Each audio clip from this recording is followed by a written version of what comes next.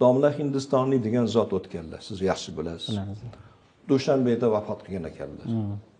Asli ismlari Muhammadjon domla bo'lgan ekan. Qo'qonda tavallud topganlar.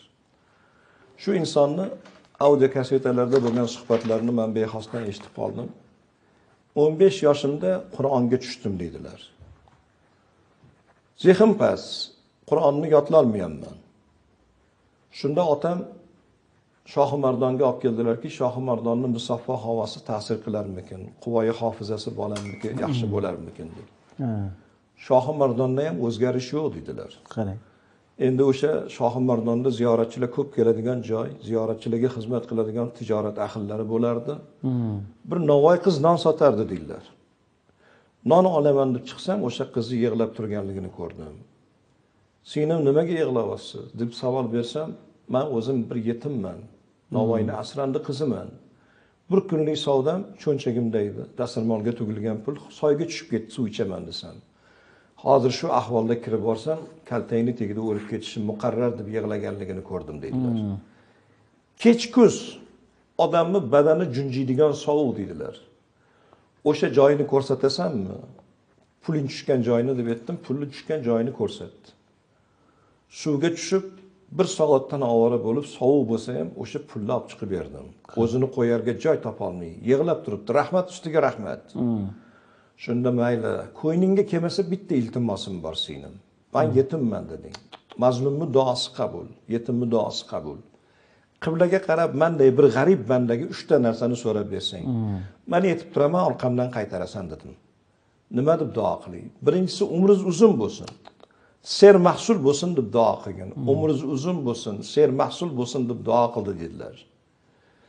Ikkinchi so'raydigan narsang olim bo'ling, hofizi Qur'on bo'ling, olimlar orqangizda yursin deb duo qilgan. Olim bo'ling, hofizi Qur'on bo'ling, olimlar orqangizda xizmatingizni qilsin deb duo qildi dedilar. Uchinchisi boshingizga balo kelganda yoriz Xudo bo'lsin deb duo qilgan. Boshingizga balo kelganda yoriz Xudo bo'lsin deb duo qildi dedilar. Shu duoni ijobat bo'lganligini men sezdim deyaptilar. Tez orada Qur'onni yod qildim. 30 pora Qur'on kalomulloh qalbimga jo bo'ldi.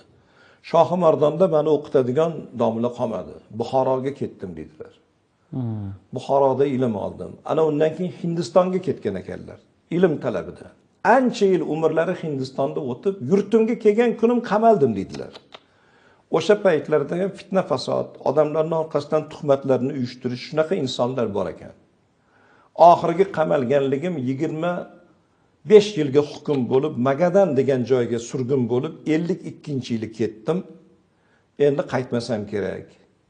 Agar biron bir xabarni eshitsanglar, meni haqqimga bir duo qilinglar deb vidolashib ketdim dedilar. Oradan 1 yil 2 oy o'tgandan keyin 53-yil Stalin vafot qildi. Af e'lon qilinib yurtimga qaytdim. Endi bu yerda Allohning bir irodasi, bir mo'jiza bor. Yetim yesirlarning duosi bor. Faqir fuqaro, g'arib g'urabolarning duosi bor. Orqamga o'girilib qarasam, boshimga balolar qo'yilib kelgan ekan. Bandasi xor qilaman dedi, lekin Xudo aziz qildi. Endi Alloh aziz qilsa, bandasi xor qila olmaydi. Xudo xor qilib qo'ysa, bandasi aziz qila olmaydi.